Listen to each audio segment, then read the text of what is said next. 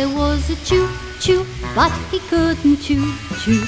So the story goes, instead of saying choo-choo, all he said was achoo, because he had a cold in his nose. Choo-choo. So as soon as the group behind him had gone through and he was sure there were no more attendants in the vicinity, he slipped the camera strap over his wincy wrist and did a nifty little leap over the balcony and onto the plane. Now, if you or I were to jump onto the wing of a plane that was suspended from the ceiling by 2 wires, our weight would send the whole thing rocking up and down like mad, and we would almost certainly slide off and go crashing down to the floor. But Stuart was so light that when he jumped down onto the wingtip, it made no more than the slightest bibble, as if a bird had landed on it. But because the Spitfire's wings sloped down to the fuselage, that little bibble was enough to send his gobstopper rolling towards the cockpit. Well, there was no point risking getting into trouble and not even getting his gobstopper back. So Stuart knelt down on all fours and crawled along the wing. The gobstopper was lodged nicely in the angle where the wing joined the fuselage, and Stuart gave it a quick blow, popped it in his mouth, and turned round to crawl back to the balcony. But that was where he made his big mistake. As he was turning round, he took his eye off the wing and looked down for a split second, and there, hundreds of feet below, ready to smash his skull like an egg if he were to fall, was the polished marble floor. The heartbeat he'd missed was already down there, splattered a bit, and the second of life it had taken with it. The rest of him lay face down, rigid on the wing. He could see the dust from as close as you could get and feel the coldness of the wing next to his face. But just as he was on the point of merging into it completely, he had a little taste of his gobstopper and came to his senses.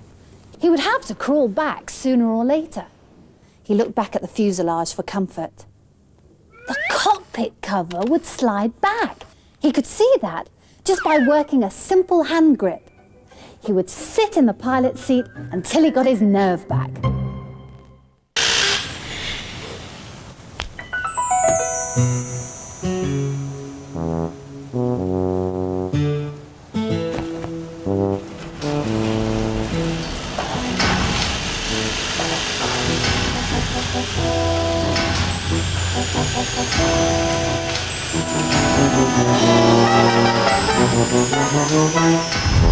Stomp, stomp, stomp, we're in the land of the monsters. Stomp, stomp, stomp, see them lumber along. Rumbling, clanging, thrilling, beeping, listen to a monster's song.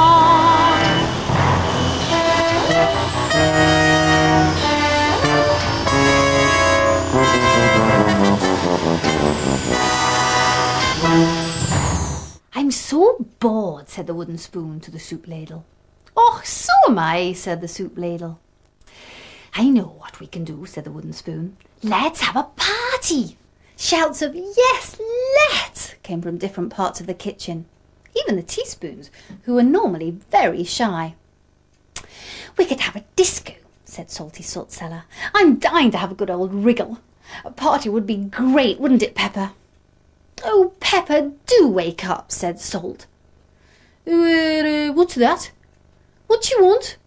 I was having a lovely dream about the salt cellar from the dining room. Oh, don't you think she's attractive, Salt? Not especially, said Salty. Not as attractive as I am, anyway. Oh, stop arguing, said the wooden spoon. What can we eat that Mrs. Rowbottom won't miss? Said the kettle.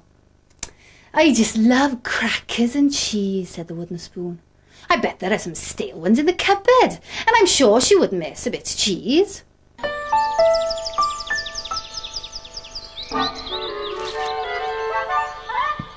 La la la.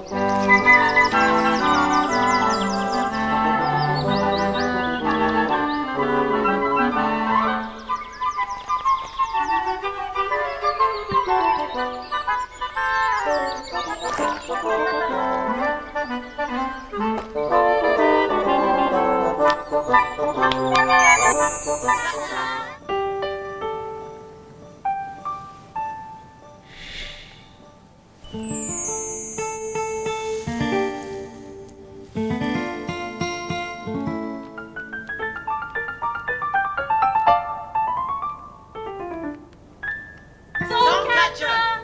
Songcatcher!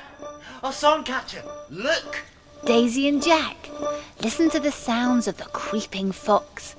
Listen to the sounds of the scampering mouse. Look inside and listen to the music of the song.